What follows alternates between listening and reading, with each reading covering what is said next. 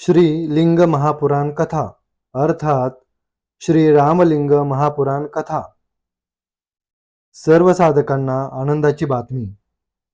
भगवान राम, कृष्ण, छत्रपती शिवाजी महाराज यांनी पूजलेले समाजाचे कल्याण करणारे शिवलिंग याविषयी अत्यंत दुर्मिळ, कधीही न ऐकलेली सत्यकथा म्हणजे श्री लिंग महापुराण कथा अर्थात श्री रामलिंग महापुराण कथा.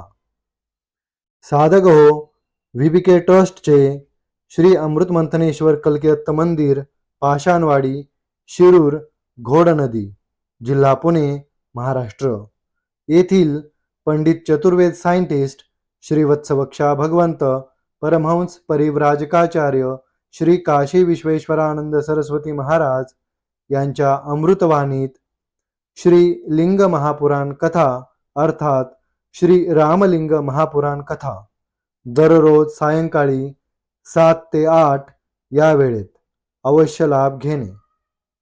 ओम ओम वक्रतुंड महाकाय सूर्यकोटि समप्रभ निर्विघ्नं कुरु मे देव सर्वकार्येषु सर्वदा. ओम गुरु ब्रह्मा गुरु विष्णु गुरुदेव महेश्वरा गुरु साक्षात परम ब्रह्म तस्मै श्री गुरवे नमः.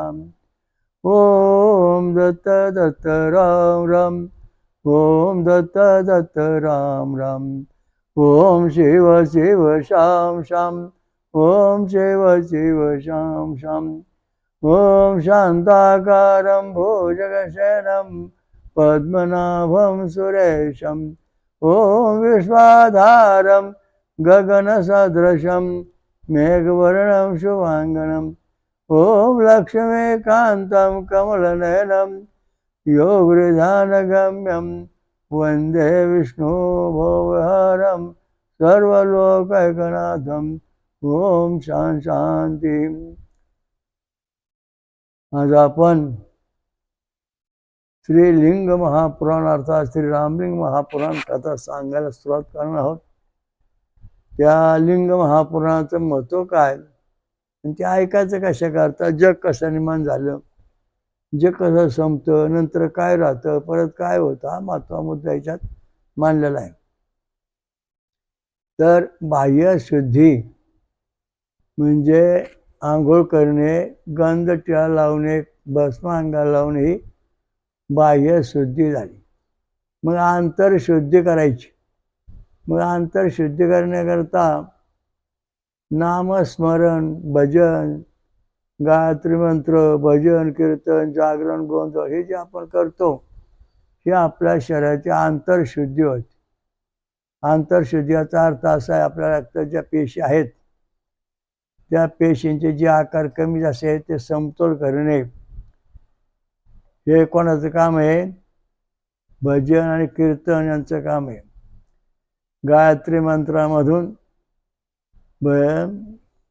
ज्या आपली जीवपेशी आहे, रक्तपेशी आहे, नंतर प्लेटलेट पेशी आहे, यांचे नेहमी आकार कमी जास्त होतात आणि त्यामुळे आपला आजार होतो. या पेशी समजा उदाहरणार्थ 2 mm असतील तर काही वेळा त्या 1.5 mm होतात, काही वेळा त्या 3 mm होतात. म्हणजे त्यांचं संतुलन बिघडतं, समतोल राहत नाही, मग अंग दुखतं, कायम डोकं दुखतं, हात दुखतो, पाय दुखतो. कारण आपल्या शरीरात ज्या पेशी आहेत त्या पेशींचं संतुलन बिघडतं, म्हणजे आपला आजार होतो. मग हे आंतरशुद्धी बाह्य शुद्धी करायची म्हणजे नेमकं काय? तर ज्या शरीरात ज्या पेशी आहेत, जे इंद्रिय, डोळे, कान, हात, पाय, नाक, हे सगळे जे इंद्रिय आहेत, आपले केस, या सगळ्यांचं संतुलन बिघडून न देणे हे आंतरशुद्धीचं लक्षण आहे. आता मेंदूचं शुद्धीकरण झाल्यानंतर त्याचं आंतरशुद्धी व्यवस्थित करायची म्हणजे जगती छंद निशा स्वर 72 अक्षरात ध्वनी मंत्र म्हणावा लागतो. म्हणजे कपाळ, डोळे, कान, नाक, तोंड यांचं शुद्धीकरण करण्याकरता त्रिष्टुप दैवत स्वरात मंत्र म्हणावा लागतो. 28 अक्षराचा. आणि घसा, जीभ, पडजीभ, स्वरयंत्र हे उत्तम राहण्याकरता पंक्ती, छंद, पंचम, स्वर याच्यामध्ये 40 अक्षरात ध्वनी मंत्र म्हणावा लागतो.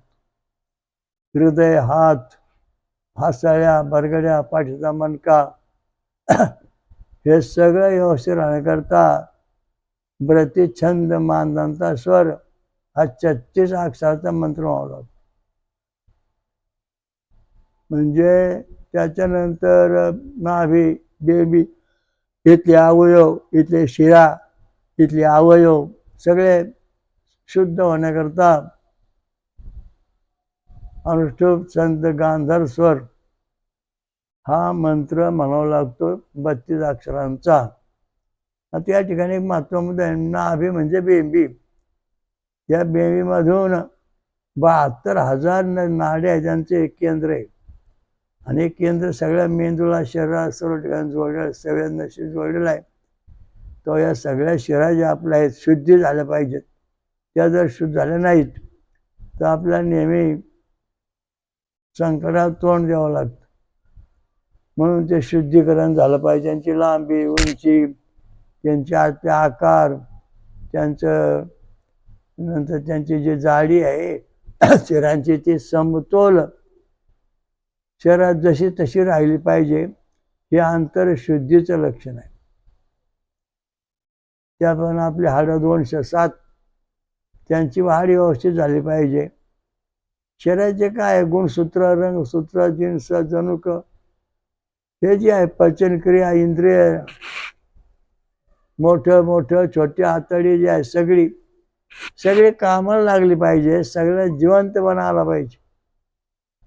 त्याच्याकरता अंतरशुद्धी महत्वाची आहे. त्याच्याकरता सोमरस पिणे महत्वाचं आहे. नंतर मंत्र म्हणणे आवश्यक आहे.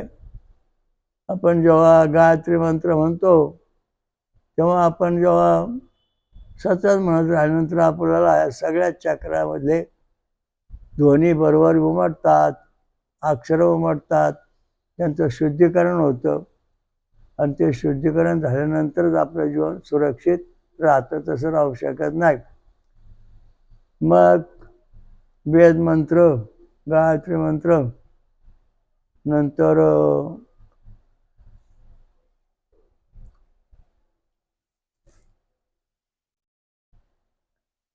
नंतर कवच, नंतर भजन, कीर्तन, जागरण, गोंधळ, भराट हे जे वाद्य आहेत, या वाद्यांच्या संगीतातून आपल्या शरीरात जे काही म्हणजे उणीव आहेत त्या भजनामधून भरून निघतात, जागरणामधून भरून निघतात. आता मला अनुभव असा आहे, एक जण संताची होत नव्हती. तो त्याचा काळीगाम 2 नंबरचा 3 MM होता. नंतर त्याच्या रक्ताच्या पेशीचा आकार डॉक्टरांनी सांगितलं कमी जास्त होतात, ते समतोल राहत नाही, म्हणून यांना संतती लवकर होत नाही. त्यामुळे संतती व्हायला वेळ लागल. कारण का त्या पेशीचे आकार समतोल राहिले पाहिजे, तेव्हा शुक्राणू समतोल प्रगटणार. हा महत्वाचा सिद्धांत त्यांनी मानला. त्याला उपाय काहीच नाही. औषध पाणी घेऊन काय वेळा गुण येतो, काय वेळा येत नाही. मग परमेश्वराचा मंत्र, भजन हे जेव्हा आपण गाऊ, सुंदर ते ध्यान विठेवरी असे आपण म्हणू, टाळ, पखवाद, विणा त्यांचं संगीत, जागरण, गोंधळामध्ये खंजिरीत, तुंतुन, घाटी, नंतर भराड अशा ज्या निर्णय वाद्य आहेत, त्या वाद्यांच्या संगीतातून आपल्या शरीरात जे रक्तपेशी आहेत त्या पेशींचे आकार समतोल होतात. हे आपल्या भजनामधलं, देवाच्या प्रार्थनेमधलं, मंत्रातलं फार मोठं सूत्र आहे. बघा तुम्हाला सांगतो, देवधर्म करणारी माणसं आहेत, नियमित मंत्र म्हणणारे, भजन करणारे, त्यांच्या पेशी आपण जर मशीन तपासल्या तर त्या समतोल दिसतात. पण ते शाकाहारी आणि फलाहारी सोमरस पेरायला वाढला असतात. परंतु जे वाकड्या तिकडे खातात त्यांच्या जेव्हा आपण रक्तपेशी तपासू तेव्हा एक पेशी 1.5 MM, तर दुसरी 2 MM, तर तिसरी अर्धी MM, म्हणजे अशा पेशींचे आकार कमी जास्त होऊन त्यांच्या जी मोठी जाड पेशी तयार होते ती बारीक पेशींना मारून टाकते. त्यामुळे शरीरामध्ये रक्तस्राव होणे किंवा अनेक प्रकारचे संतुलन बिघडतं. धर्माची अत्यंत आवश्यकता आहे आणि त्या दिवशी सगळं चालतं. मग मूर्तिपूजा आपण का करतो? तर मूर्ती म्हणजे आपला मेंदू व्यवस्थित राहण्याकरता देवाचं डोक्याची पूजा करतो. डोळे, कान, नाक, आपले सर्व शरीराला जेवढे अवयव आहेत त्या पद्धतीच्या अवयवावरती त्या मूर्तीवरती जे संस्कार होतात ते आपल्या अवयवाला म्हणजे संबोधित करतात किंवा मदत करतात. परंतु जागरण, गोंधळ, भजन, कीर्तन, गायत्री मंत्र, वेद मंत्र, ब्राह्मण म्हणतात ते मंत्र, या सगळ्यामुळे आपल्या शरीरातलं संतुलन आंतरिक शुद्धी होऊन बिघडत नाही. हे लिंग महापुराण म्हणतात. श्री रामलिंग पुराणाचं महत्व आहे. आता पुढं काय चालतं ते पुढं पाहू आपण. राजा क्षोभद्वारा मार्फत भगवान श्रीकृष्णाची आराधना, विष्णू मार्फत शिवभक्तांची महिमाचे कथन. आता नंदीकेश्वर म्हणाले, हे सनत कुमारजी, त्या राजा शिवपाची आराधनापासून प्रसन्न होऊन देवतांचे तथा दैत्यापासून पूजित हातात शंख, चक्र, गदा, पद्म धारण केलेले, पीत वस्त्र धारण केलेले, सर्व आभूषणाने सुशोभित, त्याप्रमाणे मुकुट धारण केलेले, लक्ष्मी तथा भूमीसहित गरुड ध्वज श्रीमान भगवान पुरुषोत्तमाने त्या क्षुपाला दिव्य दर्शन दिले. क्षुप म्हणजे राजा आहे, त्याला दर्शन दिले. दिव्य दर्शनाच्या अंतर गरुड ध्वज भगवान विष्णू देवाला प्रणाम करून राजा क्षुप अत्यंत प्रियवाणीने त्यांची स्तुती करू लागला. आपण आधी आहात तथा आपण आधी रहित आहेत. आपणही प्रकृती आहे, आपणही जनार्दन आहे, आपणही पुरुष आहेत, आपणही जगन्नाथ, आपणही विष्णू तथा आपणही विश्वेश्वर आहेत. जो हे पुरुष सुक्त विश्वास मूर्ती पितामह आहे ते सुद्धा आपण आहात, अशी स्तुती करायला सुरुवात केली. कोणी? क्षुप राजाने विष्णूची. हे जनार्दन, जो आधी ज्योती आहे व आपणच आहात. हे लक्ष्मीकांत, हे भूपते, आपणही परमात्मा तर आपणही परमधाम आहात. तमगुणापासून संलिप्त भगवान रुद्र आपल्या क्रोधापासून आविर्भूत आले आहेत. त्याप्रमाणे आपल्यापासूनही अनुग्रहापासून रजगुणापासून उत्पन्न संपन्न जगताचे सृजन करता पितामह ब्रह्माची उत्पत्ती झाली आहे. हे कालमूर्ती, हे हरे, हे विष्णू, हे नारायण, हे जगन्मय सत्वगुणयुक्त साक्षात पुरुषोत्तम विष्णू, आपणच ही अनुग्रहापासून अधिष्ठित आहात. हे विष्णूमूर्ती, हे महेश्वर महंत, पंचमहाभूतादी 5 तन्मात्रा, 5 कर्मेंद्रिय, 5 ज्ञानेंद्रिय व मन, हे सर्व आपणही द्वारा अधिष्ठित आहे. हे महादेव, हे जगन्नाथ, हे पितामह, हे जगद्गुरु, हे देवदेव, हे परमेश्वर, आपण प्रसन्न व्हा. हे शरणागताला शरण प्रदान करणारे जगन्नाथ, हे वैकुंठ, हे शौर्य, हे सर्वज्ञ, हे वासुदेव, हे महाभूत, आपण प्रसन्न व्हा. हे संकर्षण, हे महाभाग, हे प्रद्युम्न, हे पुरुषोत्तम, हे अनिरुद्ध, हे महाविष्णू, हे विष्णू, आपला सतत नमस्कार आहे.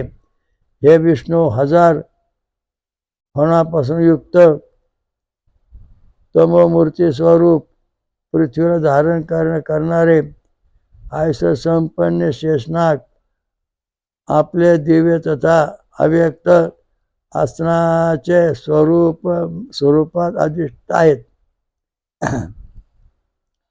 हे देवेश, हे सुवृत, या आसनापासून खाली पादाचे रूपात साक्षात धर्म, ज्ञान, वैराग्य तथा ऐश्वर्य विराजमान आहे.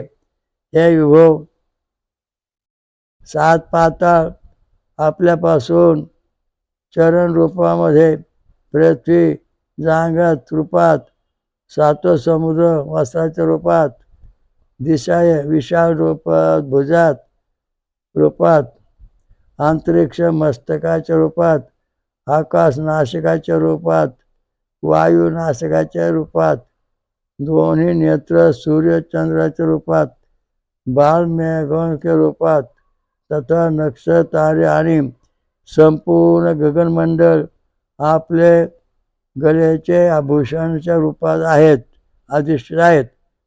आपण पुरुषोत्तम आहात, आहोत, परम पूज्य आहे. आपण देवेश्वर की स्तुती मी कशा प्रकारे करू? आपले विषय में जसे ऐकले त्याप्रमाणे मी म्हटलो आहे. दिव्य भावाला मी सदापूर्वक स्तुतिरूपात सांगितले आहे. हे ईश, हे परमेश्वर, हे नारायण, माझ्या अभिलाषापासून मला क्षमा करा. आपला नमस्कार आहे. आता या ठिकाणी निर्गुण निराकार जो सनातन आपला धर्म आहे, सनातनम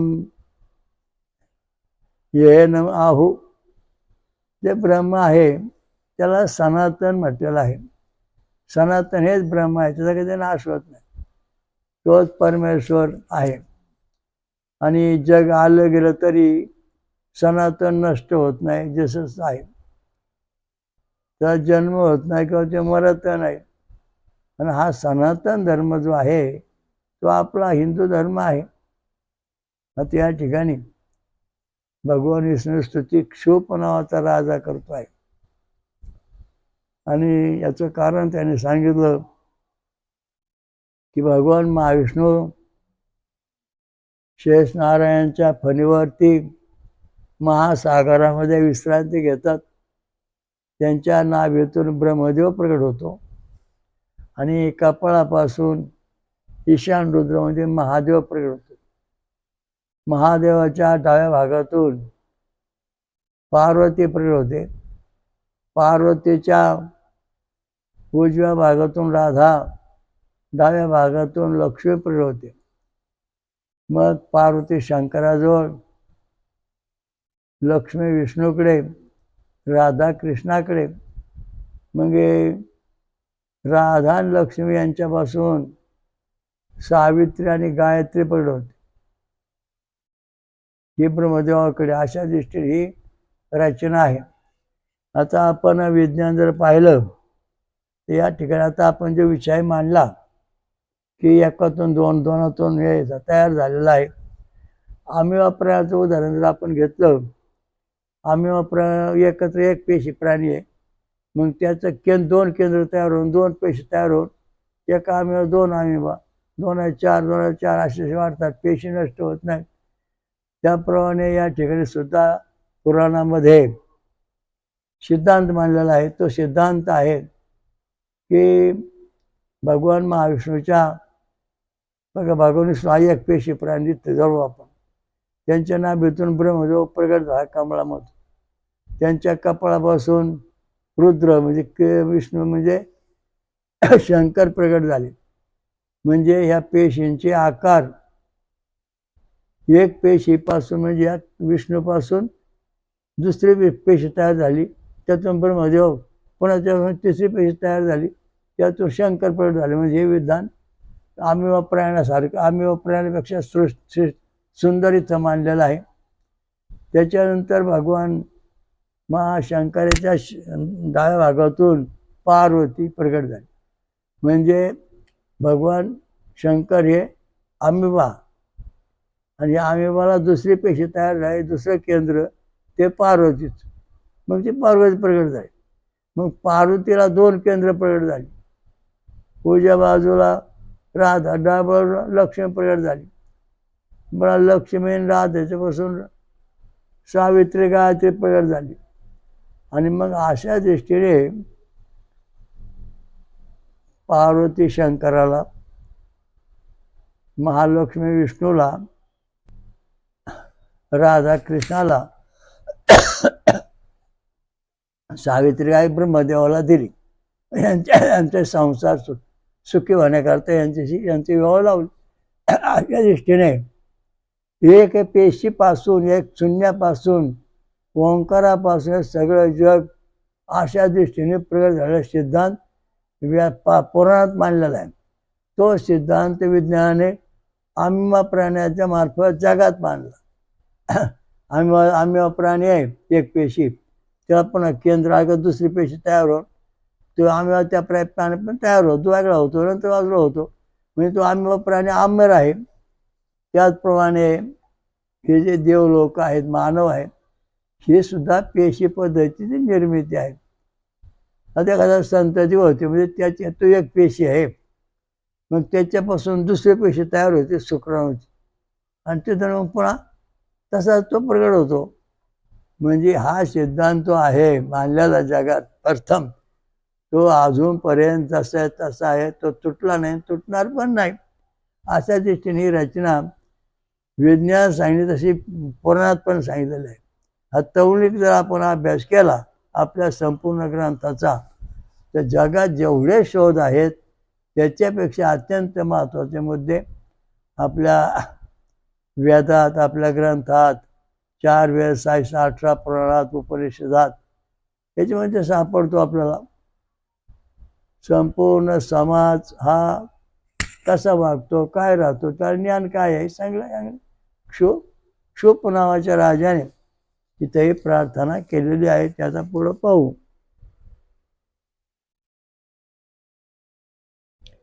नंदेश्वर म्हणाले, जो मनुष्य क्षुपाचे मार्फत झाकेल सांगितलेली सर्व पापनाशनी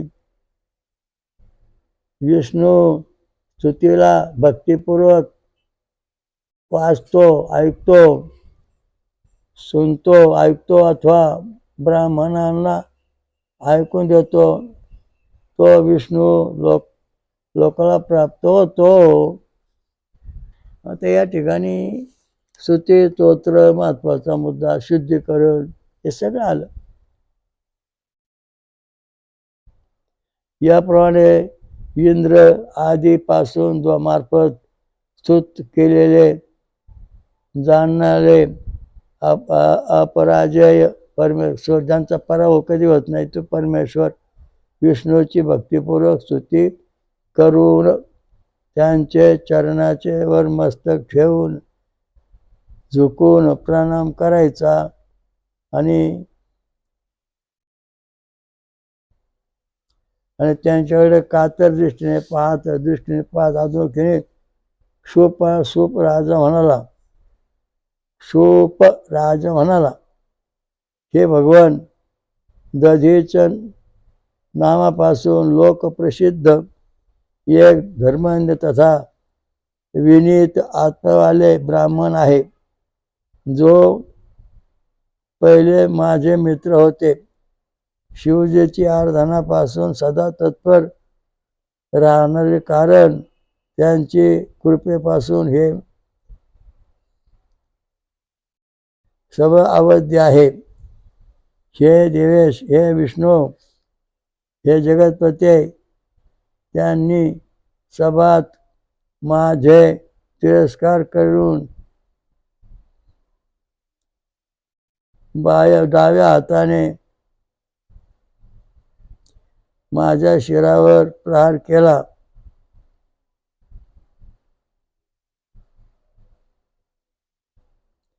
आणि मला म्हणाले की मी कोणाला भीत नाही. म्हणजे त्या दजी ऋषीने क्षुप नावाच्या राजाच्या डोक्यात बुक्की मारली आणि म्हणाले मी कोणाला भीत नाही.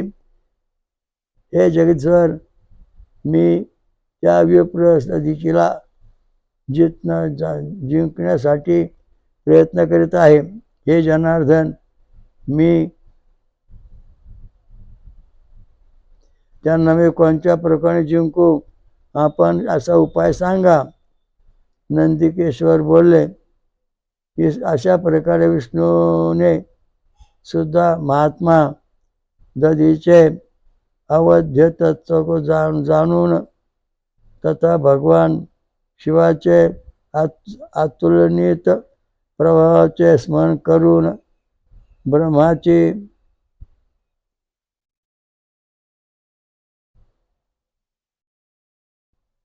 क्षीण से उत्पन्न क्षुप से पासून म्हटले.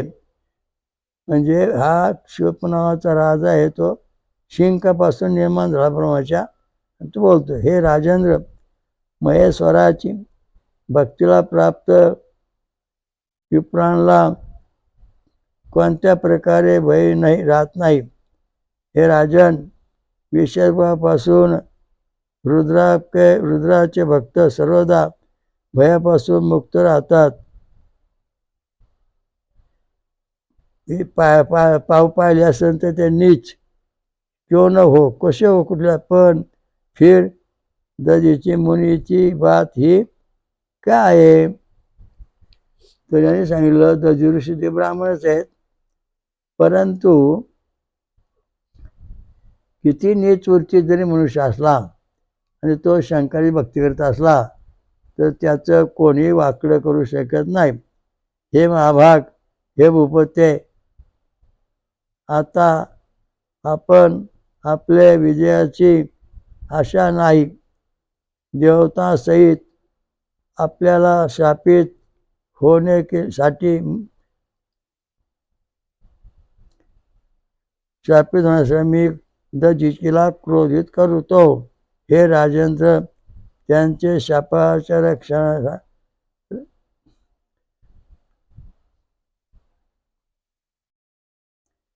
हे राजेंद्र, त्यांच्या शापापासून दक्षाच्या यज्ञामध्ये सर्व देवता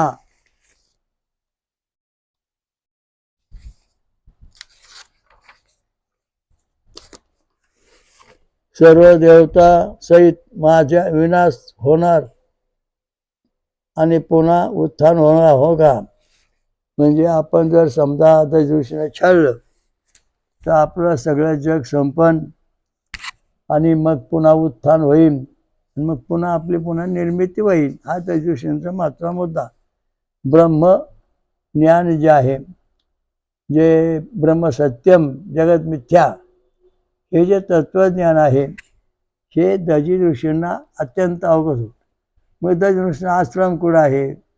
दधी ऋषींचा आश्रम कैलास पर्वतामध्ये आहे, अगदी उंच टेकडावर. ते तिथून ते कणखलला आले होते. म्हणजे कणखल म्हणजे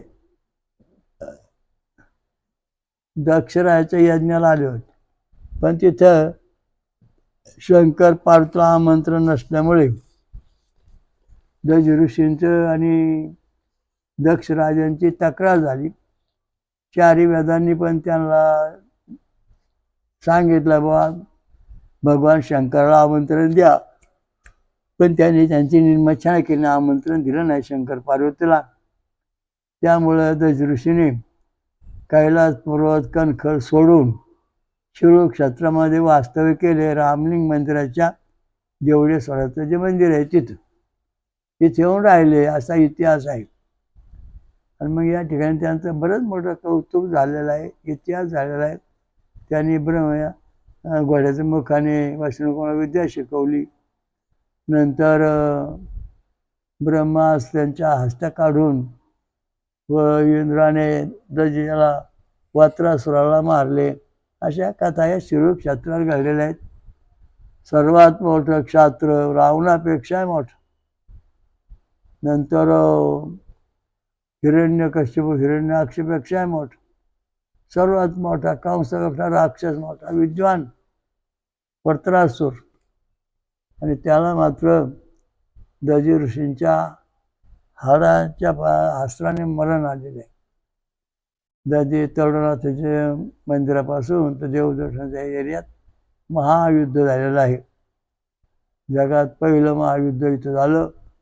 त्याच्यामध्ये कोट्यावधी राक्षस मारले गेलेले आहेत आणि देव मात्र सुरक्षित राहिले आहेत. हा इथला शिरूरचा सर्वात मोठा इतिहास आहे. शिरूर क्षेत्रामध्ये जेव्हा इथे विजय मिळाला आहे तेव्हा वत्रासुर याची 99 नगरं होती आणि ते 99 नगरं आहेत ती इंद्राने उद्ध्वस्त करून टाकली.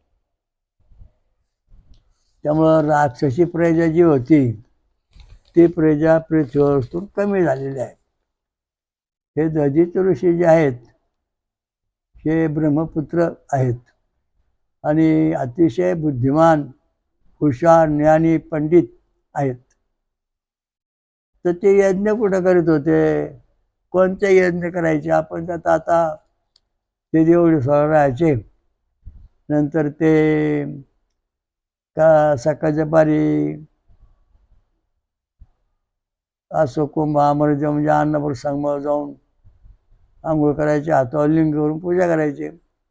दुपारी पुन्हा रामलिंगाच्या पुढं त्याचं तेव्हा रामलिंग नव्हतं पण त्याचं खडकेश्वराचं मंदिर होतं. भैरवनाथाचं जे छोटं मंदिर आहे ते आणि त्याच्या पुढच्या बाजूला ते साधना करायची. त्याच्यानंतर दुपारी 12 वाजता येऊन हे जे आपलं कल्की दत्त मंदिर आहे इथं आतृष्णीचा आश्रम होता आणि आश्रमामध्ये कायम 24 तास यज्ञ चालू असायचं. अत्री अनुसया यज्ञांचं नियंत्रण होम हवन करीत असत. इथं दज ऋषी पण होम हवन करीत असत. हा महत्त्वाचा मुद्दा आहे. त्यानंतर संध्याकाळी दक्षिण वाहिनी नदी आहे तरुणासोबत तिथं जाऊन दज ऋषी आंघोळ करायचे 4-5 वाजता. हातामध्ये शिवलिंग हातावर तयार करायचं आणि शंकराची आराधना करायचे. असा दजित ऋषींचा नित्यक्रम होता आणि आता पण आहे. आता पण दज ऋषी शिरूरमध्ये फिरतात. दिव्य रूपाने त्यांचं शरीर त्यांना दिव्य रूपात शरीर प्राप्त झालेलं आहे. भगवान शंकराने त्यांना वरदान दिलं वज्रकवच शरीर. त्यामुळे दज ऋषी शिरूर क्षेत्रामध्ये कायम वास्तव्य करून आहेत आणि आपल्या आश्रमामध्ये दुपारी बरोबर ते 11:15 वाजता येऊन 1 वाजेपर्यंत 1:30 वाजेपर्यंत थांबतात मग पुढे जातात.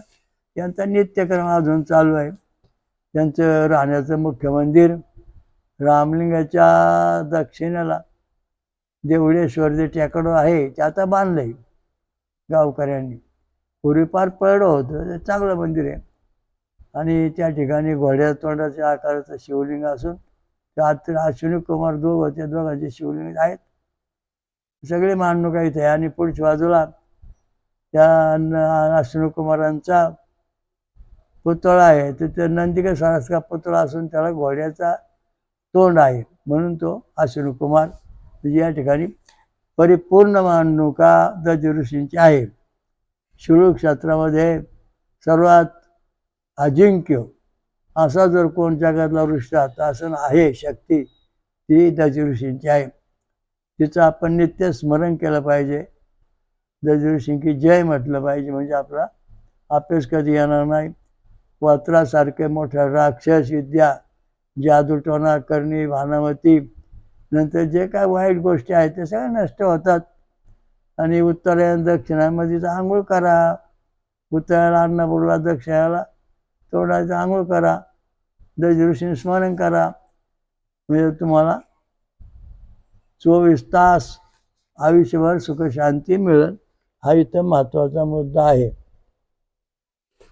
हे भूपते हे राजेंद्र समस्त देवतासहित मी विप्रेंद्र दजेची मुनीपासून आपली विजयास्तवासाठी पुरे मनापासून प्रयत्न करीन.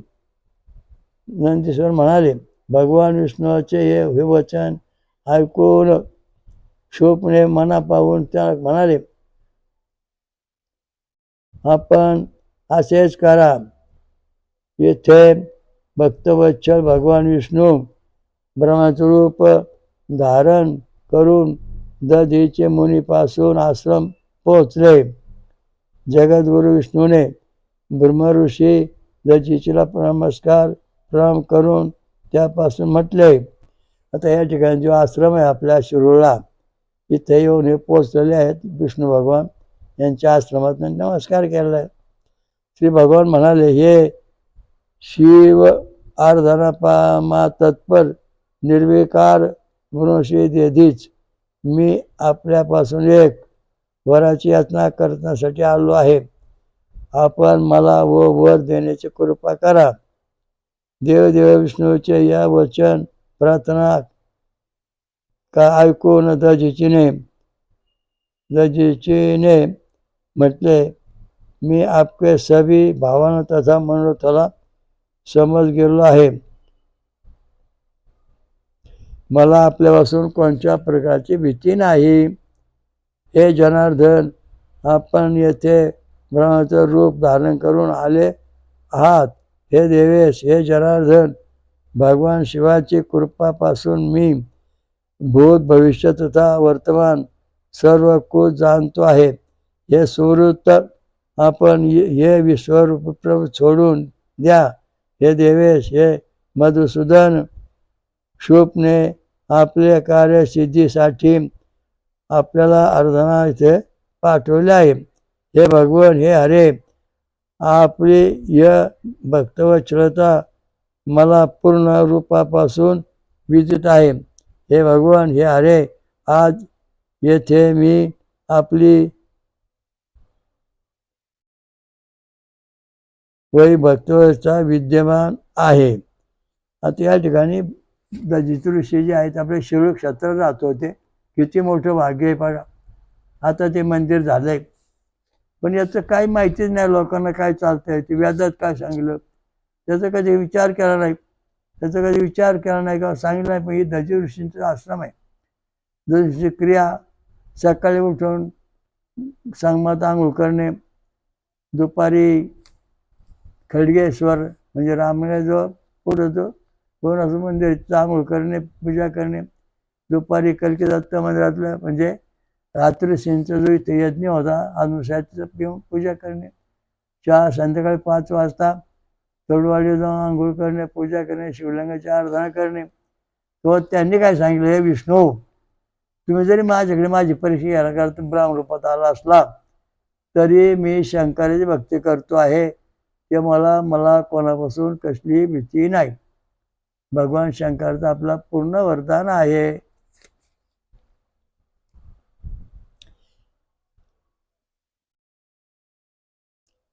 हे भगवान, हे वरदाता, हे कमलनयन,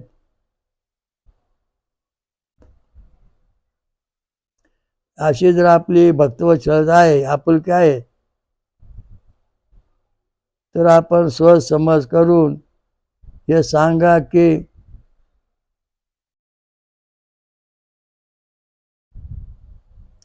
माझ्या शिवाराधनावर तत्पर व्यक्तीला आपल्यापासून काय भय निर्माण होते हे सांगा. हे जनार्दन, मी मिथ्या भाषण करीत नाही. यासाठी या जगतात देवता, दैत्य तथा ब्राह्मण किशीपासून सुद्धा मी भयभीत होत नाही. म्हणजे या ठिकाणी बघा, आता या ठिकाणी फार महत्त्वाचा मुद्दा सांगितला आहे की दधीचे ऋषी जे आहेत, देवता, दैत्य आणि ब्राह्मण या सगळ्यांना सुद्धा भेट नाहीत. देवता, दैत्य आणि ब्राह्मण हे एवढे जरी विद्वान असले तर या सगळ्यापेक्षा श्रेष्ठ जो आहे तो दधीचे ऋषी. दध्यंगा थोरून वेदात म्हणतो. तर दधीच ऋषी जो आहे तो भेट नाही. त्यांशी मी कोणालाच भेट नाही.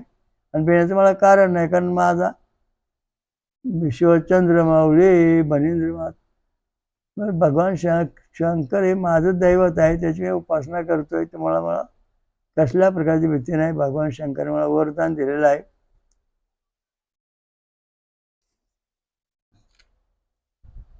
नंदी म्हणतात, हे सनत कुमार, दधीचे हे वचन ऐकून त्या क्षणी ब्राह्मण सोडून विष्णूने आपले सत्यरूप धारण केले. हंसकर दधीशी म्हणाले, हसले आणि म्हणाले, म्हणून हे सुहृत, हे दधीच, कारण आपण सर्वज्ञ आहात, शिव अर्चनात रत राहणारे आहात, यासाठी आपल्याला सभी कुठल्याही स्थानावर कुठल्या प्रकारचं भीती व्याप्त होत नाही. म्हणजे भीतीचं वातावरण नाही. कुणी जादू करू, टोना करू, काय करू, त्या दिवशीनं काय चिकटत नाही. कुठलीही देवता 33 कोटी देव त्या दिवशीनं काय करू शकत नाहीत. 88,000 ऋषी जे ब्राह्मण आहेत ते त्या दिवशीला काय करू शकत नाहीत. 60 कोटी जे राक्षस आहेत ते पण त्या दिवशीनं काय करू शकत नाहीत. अशा त्या दिवशींचं महत्त्व आपल्या क्षीरक्षेत्रामध्ये आहे. आणि त्यांचं मंदिर पण आता चांगलं सुंदर बांधलेलं आहे. त्याचं आपण अवश्य दर्शन घ्यावे. या 3 ठिकाणी 4 ठिकाणी आपण भेटी द्या. म्हणजे दजदिवशी तुम्हाला साक्षात्कार होईल. दजदिवशींना दिव्य शरीर प्राप्त झाला असून ते आता या ठिकाणी देवरूपात फिरतात. म्हणजे दजऋषींची आठवण करतात. त्यांना देवापासून भीती नाही, राक्षसापासून भीती नाही, ब्राह्मणापासून भीती नाही. हे तर महत्त्वाचा मुद्दा आहे. एखादा ब्राह्मण जर आपल्याला शाप दिला तर त्याचा आपलं काय होणार नाही. एखादा देव आपल्या कोपऱ्यात त्याचं काय होणार नाही. एखादा दैत्य आपला माऱ्या जावं त्याचं काय होणार नाही. म्हणजे क्षीरक्षेत्र या ठिकाणी कलियोगी तर प्रवेश करीत नाही. क्षीरक्षेत्राचं महत्त्व असं महत्त्वाचं मुद्दा म्हणजे क्रोध, त्रेता, द्वापर आणि कली हे जे 4 युग आहेत. ह्या युगामध्ये कृत्यावर 100% पुण्य, त्रेतामध्ये 75% पुण्य, 25% पाप, द्वापारामध्ये 50% पुण्य, 50% पाप, नंतर कलियुगामध्ये 25% पुण्य, 75% पाप. ही जी आकडेवारी आहे ही इथे असली आकडेवारी चालत नाही. घोडणईच्या कडेला जे आश्रम आहे या आश्रमामध्ये अशी आकडेवारी चालत नाही. तर काय चालत नाही. दजऋषींना देवांच्या पासून काही त्रास होत नाही. कुठला देव कोपरा तर काय होत नाही. ब्राह्मणापासून नाही, दैत्यापासून नाही.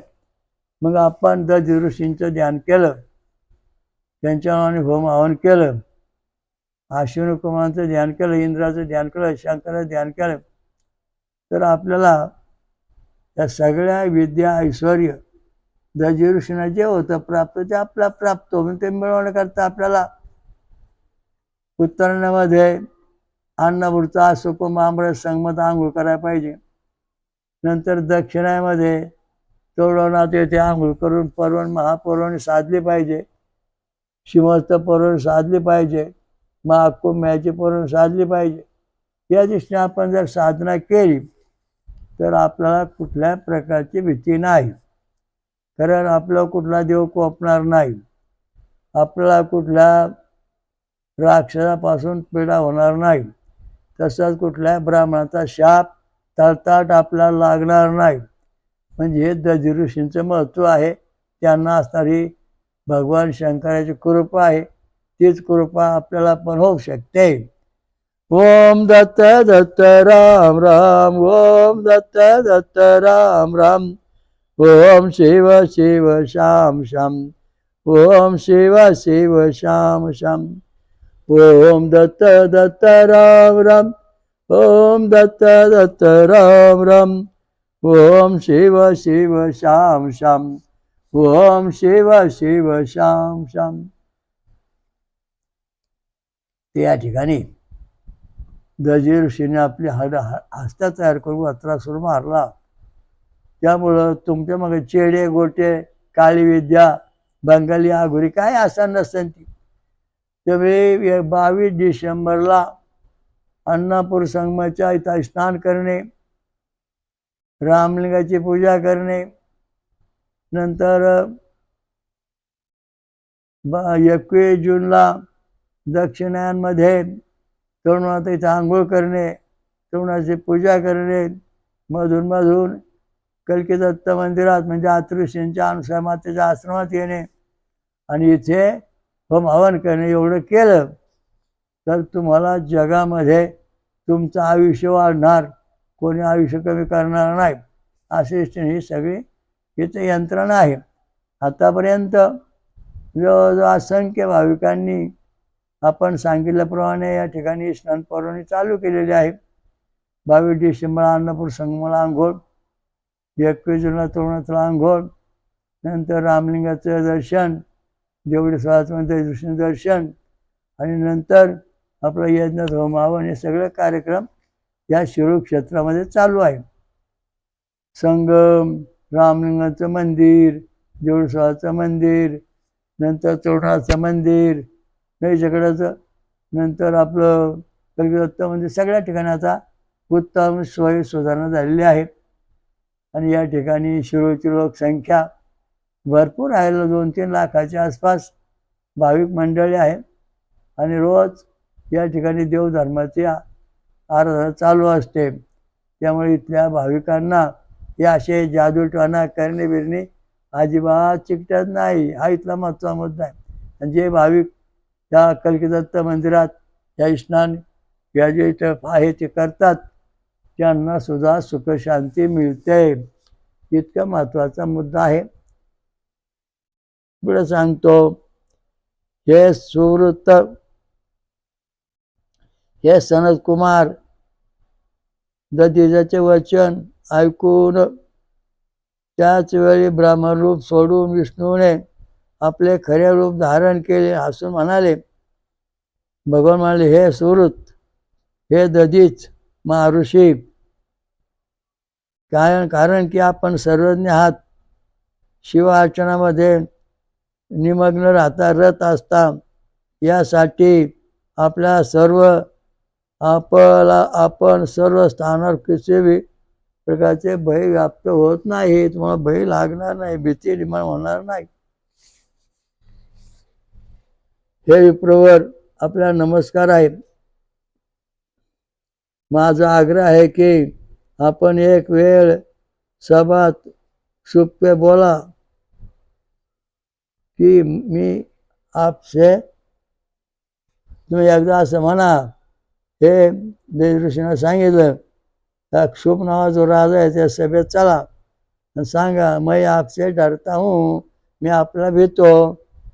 अशा प्रकारे विष्णू भगवान के वचन व विनय तथा प्रीतियुक्त वचन ऐकून महामुनी दधीचीने देव में श्रेष्ठ होऊन विष्णूपासून म्हणले, हे मी साक्षात पिनाकधारी सर्वज्ञ एवं देवदेवेश महादेव शिवाचे अनुग्रहापासून किसको भी नाही डरता.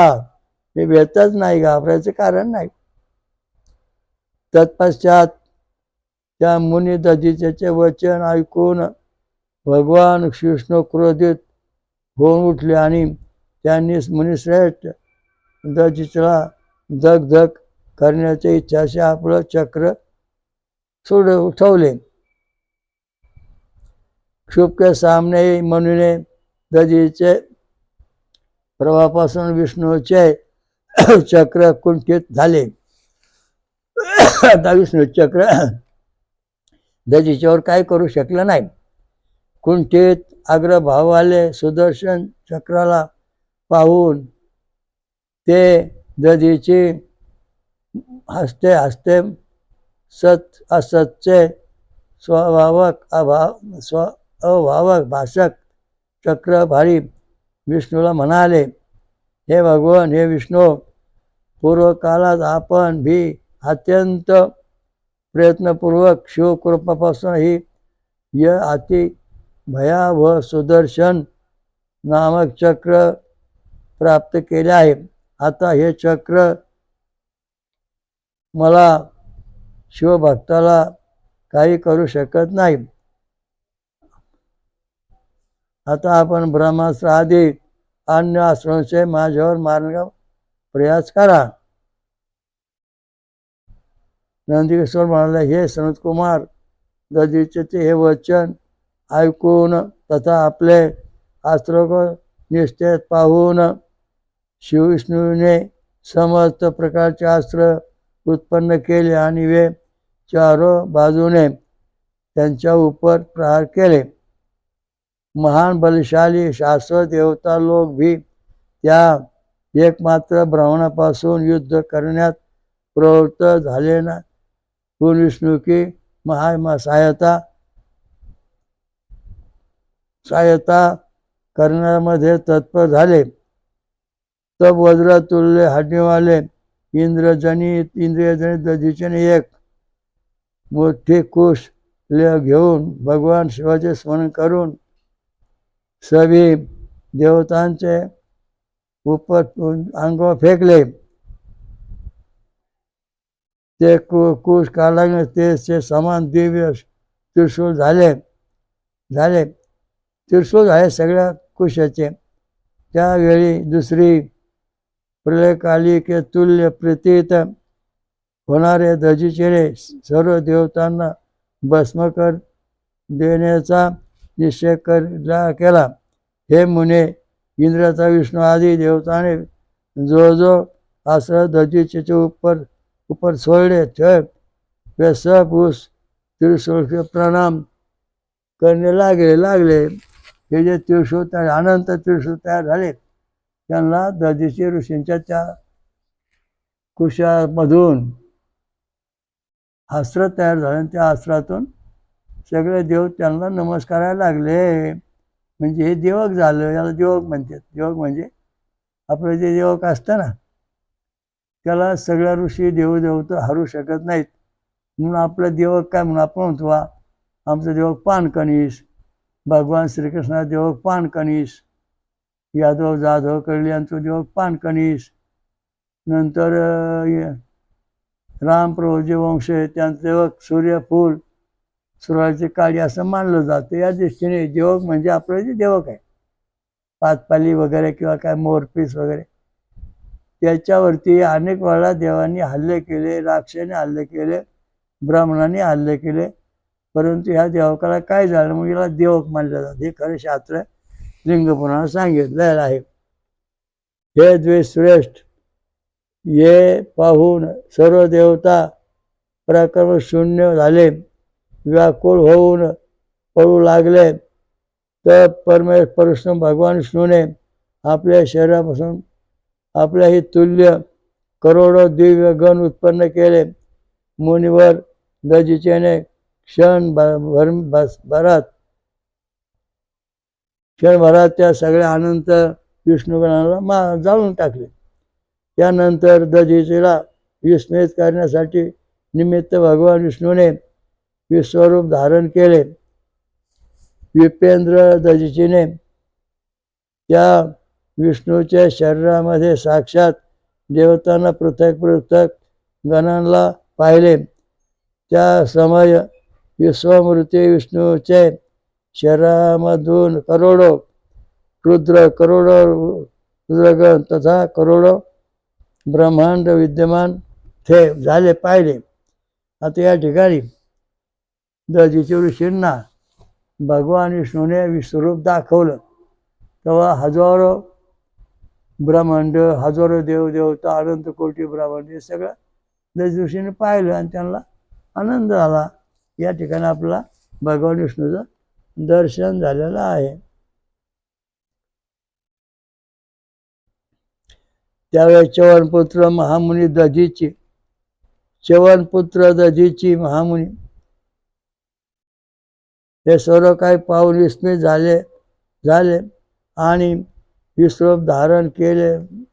त्या जगतपती लोकव्याप्त ऐश्वर्य संपन्न विष्णूपासून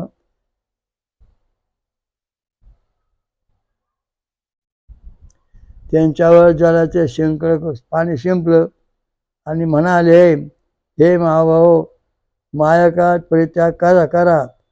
हे माधव, पदार्थांची भ्रमात्मक सत्ता पर विचार करण्यासाठी प्रयत्न होता आहे. मायापासून हजारो प्रकारचे दुर्विज्ञ क्रिया कलाप होत असते। हे अनिंद्य आप अपने सहित ब्रह्मा रुद्र तथा संपूर्ण जगताला माझ्यात पहा, यासाठी मी आपल्याला दिव्यदृष्टी प्रदान करता हूँ, मी आपल्याला दिव्यदृष्टी करीत आहे, असे म्हणून मुनी दधीचीने आपल्या शरीरामध्ये त्यांना संपूर्ण जगत दाखवले आणि फिर पुन्हा सभी देवताओं तथा विश्व के रचयिता भगवान विष्णूपासून त्यांना म्हणाले, हे प्रभु, हे विष्णू, या मायापासून अथवा मंत्रशक्तीपासून अथवा पदार्थ शक्तीपासून अथवा ध्यान शक्तीपासून काय लाभ आहे? तो इस मायाला छोडकर आपण माझे साथ यत्नपूर्वक युद्ध करा. हे सगळं दाखवलंय, ते सोडून द्या, माया सोडून द्या आणि माझ्यावर युद्ध करा.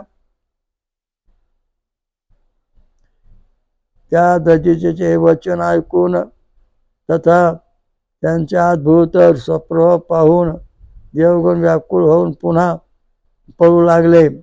तदनंतर जगद्गुरु ब्रह्माजीने त्या निष्ठेस भगवान विष्णूला शुद्ध करण्यात रोखले, युद्ध करण्यास रोखले. त्यानंतर त्या ब्रह्माजीचे वचन ऐकून दधीचीपासून पराजित झालेला भगवान विष्णू त्या महामुनीला प्रणाम करून आपले लोकात गेले.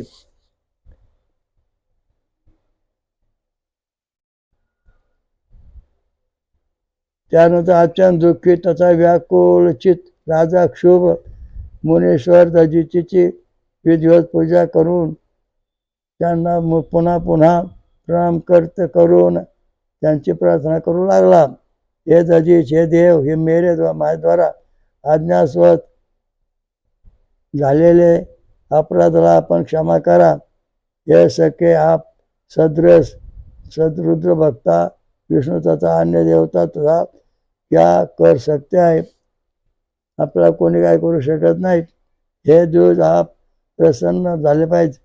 हे भक्ता श्रेष्ठ, मुझ सदृश दर्शन तथा आधम शत्रुओं के साठी परमेश्वर महादेवाची भक्ती अत्यंत दुर्लभ आहे.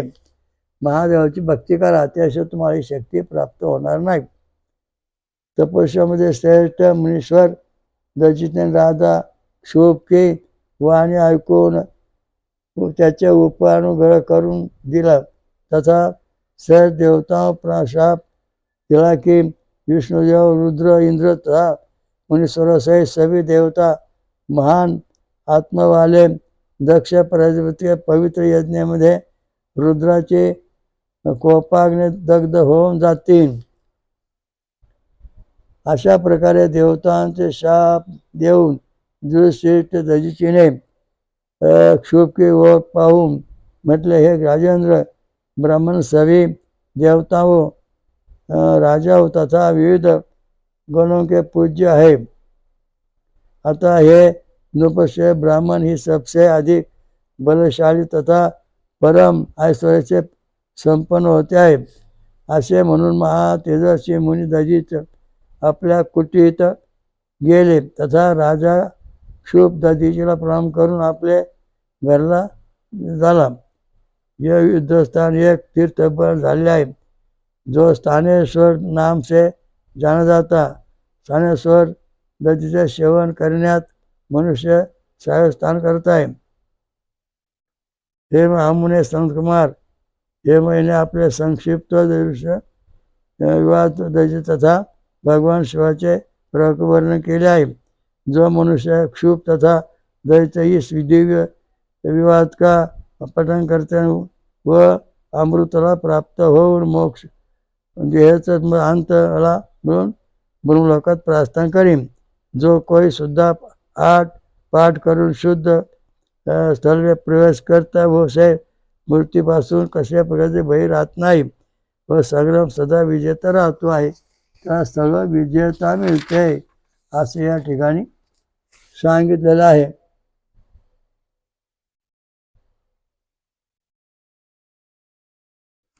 ओम दत्त दत्त राम राम, ओम दत्त दत्त राम राम, ओम शिव शिव शाम शाम, ओम शिव शिव शाम शाम, ओम दत्त दत्त राम राम, ओम दत्त दत्त राम राम, ओम शिव शिव शाम शाम, ओम शिव शिव शाम शाम, ओम स्वयंभू विश्वराजा श्री राम कलकत्ता महाराज की जय।